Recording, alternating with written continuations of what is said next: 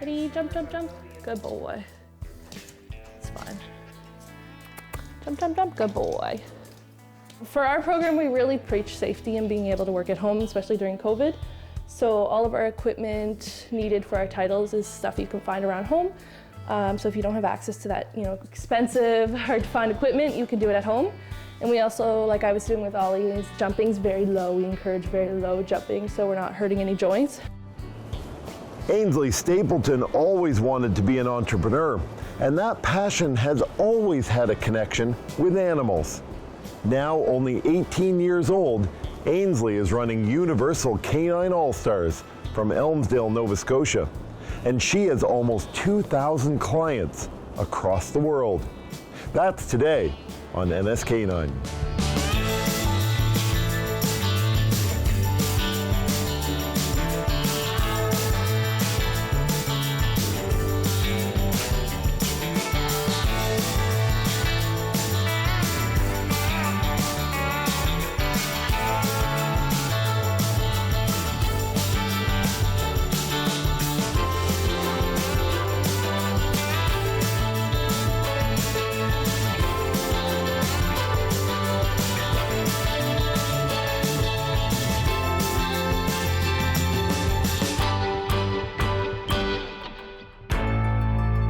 When I was 14, I decided to kind of start training other people's dogs after I'd had some time training mine. I had a lot of people in the neighborhood ask me, like, can you come to my house and train my dog? Can you come to my house? And I was like, well, I don't know if I can own a business at 14. Like, I don't know if I can have that kind of liability.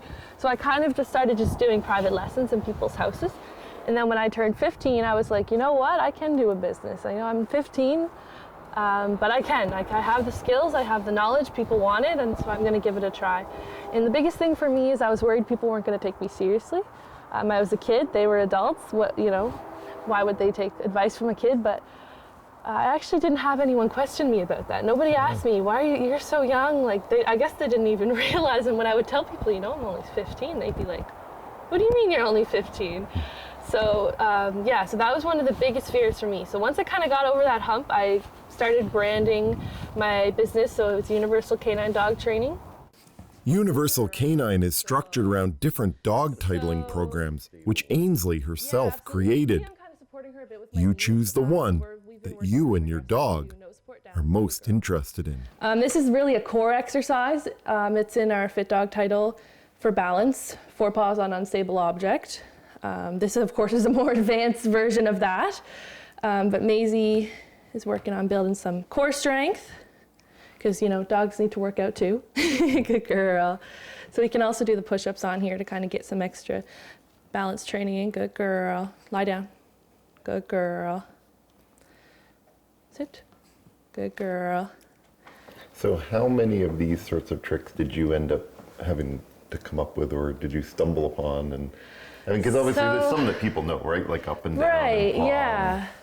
So I'm just, there's a lot. So there are 12 different general titles, so 12 different sections of tricks, and each one has, 10 tricks, I think it is. So there's over 100 tricks in our whole program. I taught in Nova Scotia and I taught in New Brunswick, so I taught around here in the community in Nova Scotia, and I taught in Petitcodiac in New Brunswick, and I did some fun shows and fun trials and events. And once COVID hit, I had to shut my business down. I was a kid, I couldn't have that kind of liability. Even though we weren't technically locked down yet, I didn't want to put people at risk, especially since my classes are very hands-on.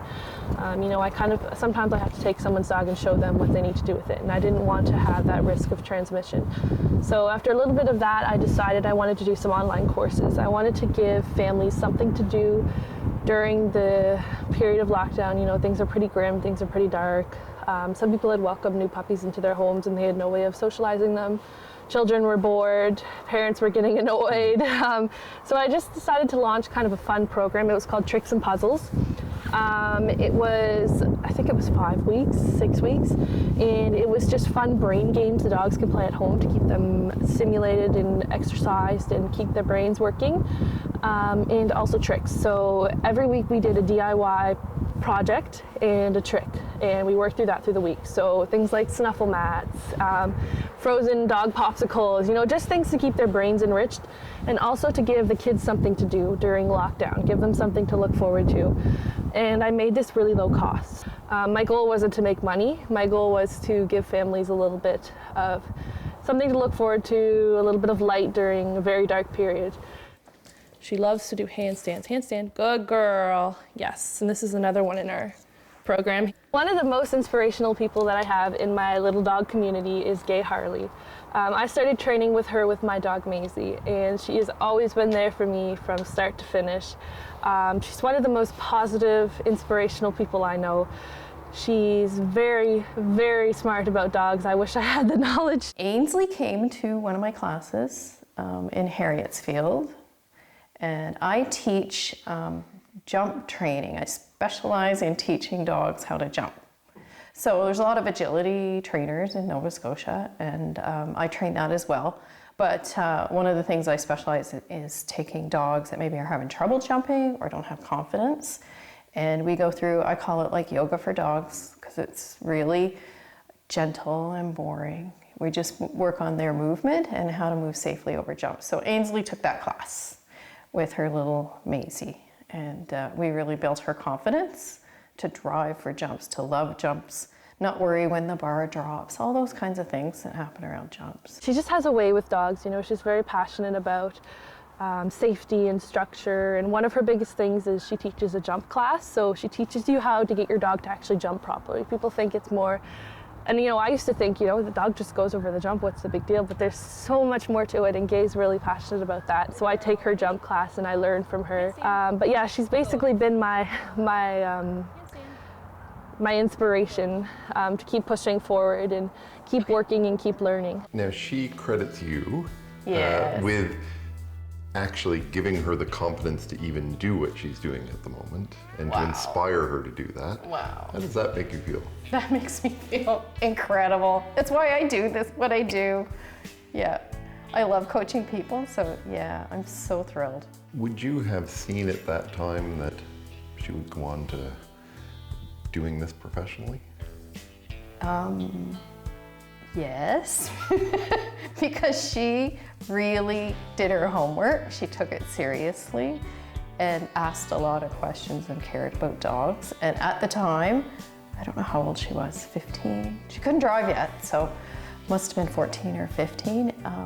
She was off to Crufts in England to see the, to take part in that event with friends. And then she came back, and oh my God, her knowledge of dogs was incredible.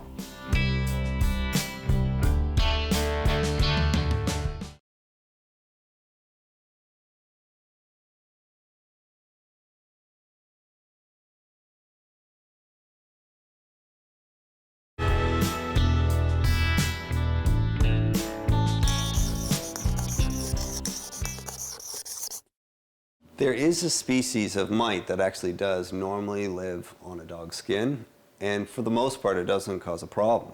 It's called the Demodex mite, and it lives in hair follicles. It only really causes a problem in certain very young or immunocompromised dogs, where they'll develop a rash because they'll start to overgrow.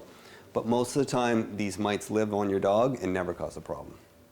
Every title has a different ribbon. Okay.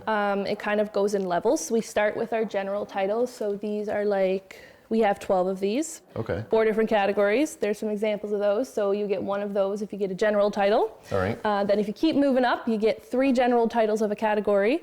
You get a master's title, so this pretty rosette. So there's 4 of these, 4 different colors. This is our agility one, our agility masters. And then if you get all your general titles and all your master's titles, then you get your champion title. Normally there's a rosette with this too, but we don't have it in stock because we can't keep anything in stock. But it comes with a medal as well. Oh, wow. And then we occasionally do like specialty champion runs where you can get like another medal, a different medal. And if you keep working up, you can get your grand champion rosette. So that's our biggest prize. And we also do, like I said, other awards for certain things. One of our most popular ones is our first in breed. So if you're the first in your breed to get a title, you get a special ribbon, Yep. special title. And yeah, so we have 4 different colors, 4 different title tracks, and you kind of work up as you go and get bigger and bigger prizes. And that's sort of a system you've created. Yeah, it's a whole system. It's all laid out on our website. We've got kind of like the start, general titles, master, champion, grand champion. And eventually we're going to keep adding on to that as we go. People really like ribbons, don't they? They do. They really like ribbons. And that's why we try to make them really pretty and really good quality. If I find one of my ribbons with like a smudge on it or a wrinkle, it's not sent out, right? We want the best of the best to go to our students, and we want them to be able to show them off. So how important do you think the ribbon side of things has been for your success? The ribbons are definitely a big draw, but people that are into dogs and people that are into their dogs, they want to do these programs to have fun with their dog, to learn with their dog, to bond with their dog. It's all about just building that relationship with your dog. The ribbons are just an add-on, an extra little fun prize to get. So they arrive at people's houses in these very shiny envelopes. Yeah, and we call it the red envelope crew, the red envelope gang. And so people see these in their mailbox. They've got a label on it with our logo and their address, and they're like, oh, my mail from Canada came in the shiny red envelope. And I think every time I go into the post office with like 200 of these, the clerk just goes, oh my God. They've kind of become our trademark. And yeah, they recognize them very well. Those red envelopes are jetting their way around the world because of Ainsley's online training programs. Periods without treats. Hi, Cadence, how are you doing? Good, how are you? Great, so how's Zeus been doing? He's been doing really well. We've been doing really well with the sit pretty as well as the crawl. Is it difficult to figure out all the different levels you had to create to make this work as a system? My creative process works like I get an idea, I let it sit in my head for a bit, and then I start to formulate it before I put it on paper. I got this idea during lockdown last year, and I didn't say anything. I just kept it in my head, let it simmer for a bit. And then I started to gather a team of professionals and dog trainers, graphic designers, this and that, advertisers, and build this program. And I started to, I had a journal. I'd start to write down where I wanted to start, then where I wanted to move up. I got other people's opinions, and I just ended up building this program. There aren't many who create their own true programs. No, there's none. I'm really impressed with it. I think it's, unique in North America. It's very impressive what she's done. Here, spin. Yeah, good girl. Spin. Woohoo! Okay, sit. Can you wave? Hey, wave. Wave. Yeah, good girl. So what made you want to learn titling and tricks with these guys? Well, it all started with Evie. Come here. You sit. She's a bit of a rebellion, and I had started agility lessons with her, which is the main reason why I got the breed that I did, is because I wanted to do agility. And then kind of COVID happened, and we weren't really getting out. We weren't doing a whole lot. And then she started to get really non-listening. I also brought home 3 kittens that were 3 weeks old, so they required a lot of my time. So she kind of felt really pushed to the side, stopped listening, didn't want to really do much of anything with me. And then Ainsley came up with the All-Star program, and I was like, oh, this would be a really fun way to get her back to kind of where we were before COVID hit. And it changed everything about her. She now listens, she's a great dog. And now I thought it would be fun to just kind of do a title with my horse. And then we ended up getting all the way up to champion. This is Kat. She's the all-star. And then I also thought it'd be fun to do one with my cat. So I did it with my cat. And that's kind of how it all started.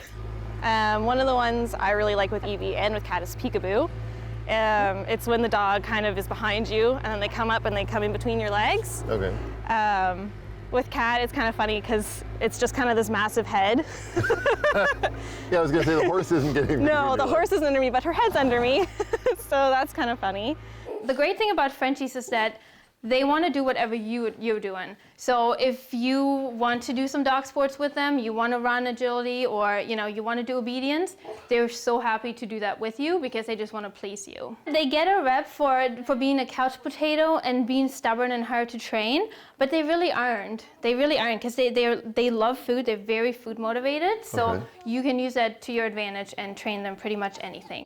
I actually do a lot of dog sports with them, but once COVID started, all the trials and classes even got canceled. So that's when we started looking into online venues and how you can get some titles through online venues. With Ainsley, I've done some of the home acrobat, and we're also working on the fit dog. Yep. So the great thing about her program is that there's different tracks, so you can pick them. There's agility, there's like a fit dog, a performance dog. So she has different tracks that you can pick and choose from. And this one is actually a little low in air, but that's on purpose because it makes it a little bit harder for her because it moves more. Come on, come up. Well, with everything being locked down, there's not a whole lot to do in your backyard or to keep you busy. You can get bored pretty quickly, and you can only watch so much TV, and there's only so many home renovations you can do, only so many ways you can rearrange your living room. So it just gave us something different, something fun, something that you had to give to show for all the work that you put in. So he's definitely got the right idea. He's on the right track. All it's going to take is a bit of confidence building. Once he realizes that all he has to do is nudge the blanket a little bit with his nose and he'll get that treat.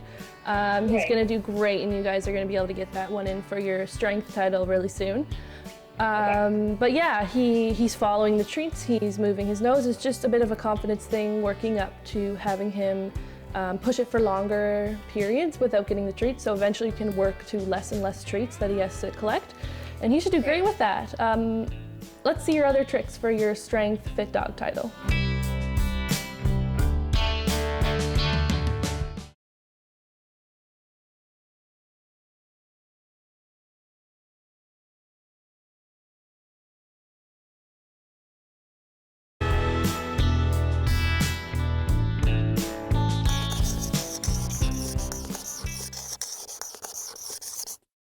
In general, larger breed dogs do have larger litters. However, this tends not always to be the case.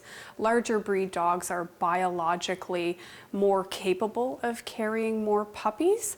Larger litters can definitely pose medical problems to the mother, and we tend to see smaller breed dogs have issues with this, such as a small Yorkie or a Shih Tzu. Dogs are, I don't know what it is. They're gentle, and they're very reinforcing for me, for my ego, and they I always wanted to do sports when I was a kid, and I was horrible at it. So your dogs can do the sports? The dogs can do the sports, and but they also give me great feedback, because humans get in on you, right?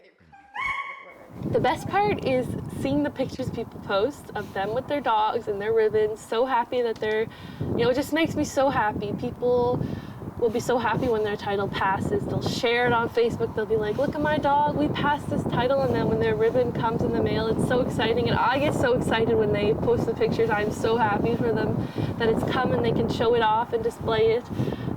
So just really seeing what I've created, that I've been able to bring this joy to people during such a dark time in our world right now, that I've been able to bring this little bit of light, this excitement, this joy to everyone all around the world. And it's definitely really cool. I've had, it's not just a Canadian thing for sure. I've had people from the States, Brazil, you name it, everywhere, all over the world. Some of the places I've sent ribbons to, the postal workers don't even know the addresses. They have to look them up. They're like, are you sure? Yeah, good job. And break. Good job. Okay, that's good. What I really like about her program is, like I said, the different tracks. So you can always find something that works with your dog. So let's say if your dog's a little older and you can't really do the agility, for example, anymore, you can pick a different track and work on tricks instead, for example.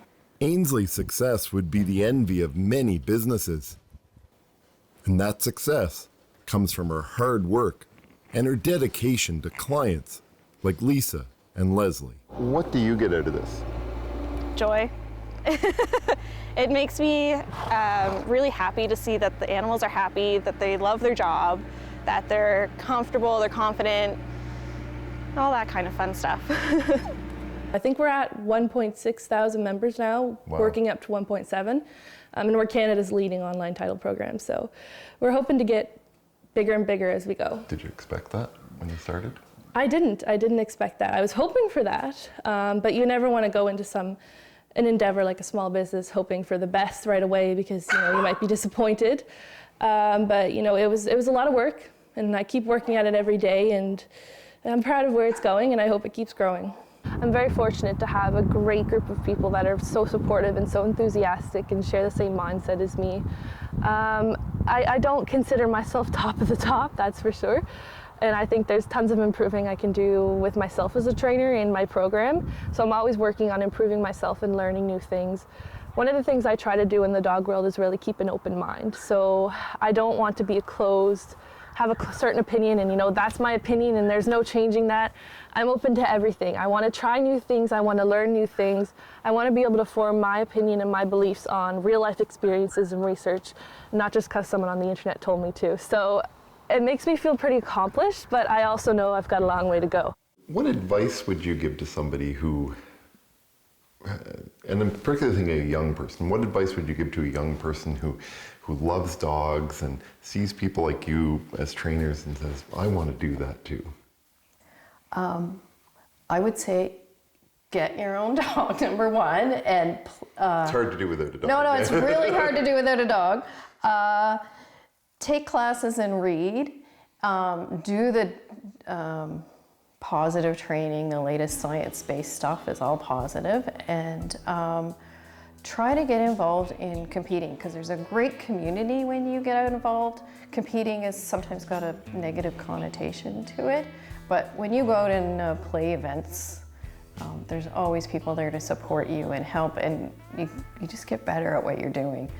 I think one of the things that surprised me the most, first of all, is that people will take a kid seriously, A lot of junior handlers don't realize, and I felt that. I felt kind of, the little kid in the ring. I'd be in a ring of adults competing, and I'd just be there kind of like, all right, not kind of out of place almost. But people really didn't look at me like that when I launched myself into the dog world, and I was worried. I was worried when I started my own business that people would be like, why are we going to take this kid seriously? What does she know? But there's a lot, and I hope I can inspire other juniors, not just junior dog handlers, but kids all over. I mean, I'm 18 now. I don't know if you'd call me a kid, but young adults, young people to really throw themselves out there. If they have passion and they have talent and they want to try something, give it a shot, because you'd be surprised at how people will react. Visit us online to tell us your dog stories for possible inclusion in future episodes. And don't forget to share photos of your canine friends on social media with the hashtag NSK9. So I've just been accepted into Dalhousie's pre-veterinary program. I'll be going there in the fall. I'm looking to pursue veterinary medicine. I'd like to get my vet degree, and then I'd like to specialize in some animal behavior, nutrition, orthopedics, those kind of areas. I'm not really sure what I'm going to do with that yet.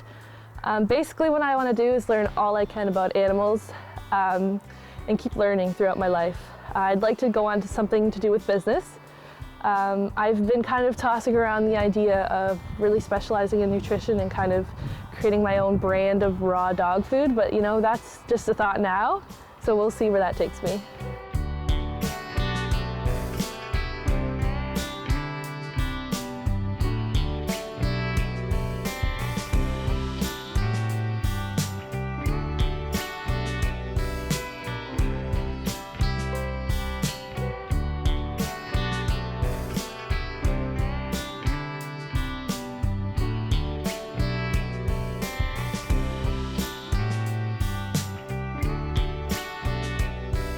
Dog walking is a tough career at the best of times, but add in winter conditions and you have a whole other level.